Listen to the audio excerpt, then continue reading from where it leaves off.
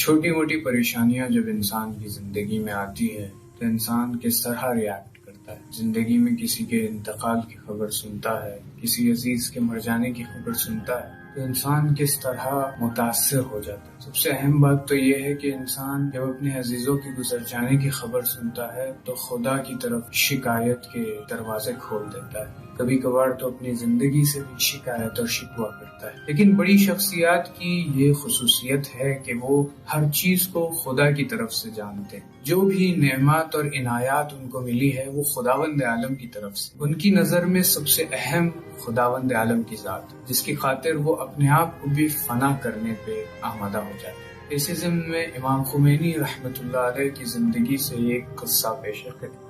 کہا جاتا ہے کہ نجف اشرف میں ایک ممتاز عالم دین ایران سے اپنے والد کے ساتھ ہجرت کرتے ہیں، جن کا نام ہوتا ہے مصطفیٰ کو ایران اور عراق کے تقریباً سبھی علماء جانتے تھے اور ان کے علمی صلاحیتوں کے بھی معتقد تھے۔ کئی لوگ تو یہ سوچ رہے تھے کہ ان کا مستقبل بہت ہی بہترین، یہ بہت ہی جید اور بزرگ شخصیت بنے۔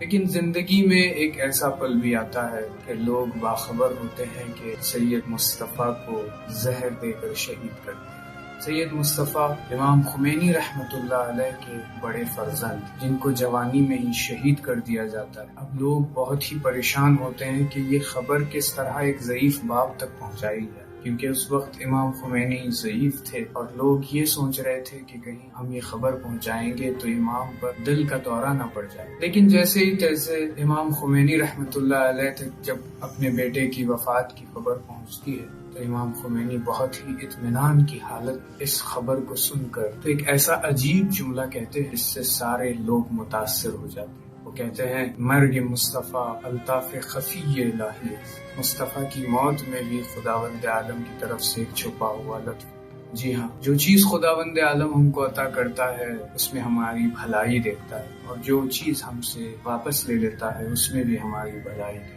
ہے۔ بڑی شخصیات کا اس طرح عکس العمل ایک واقعاً ہمارے لیے رول ماڈل بننا چاہیے۔ اپنی سخت ترین مشکل حالات میں بھی خداوند عالم کی ذات سے امید نہ توڑے، بلکہ اس کے امتحانوں کو ایک نعمت سمجھے اور علو درجات کا وسیلہ سمجھے۔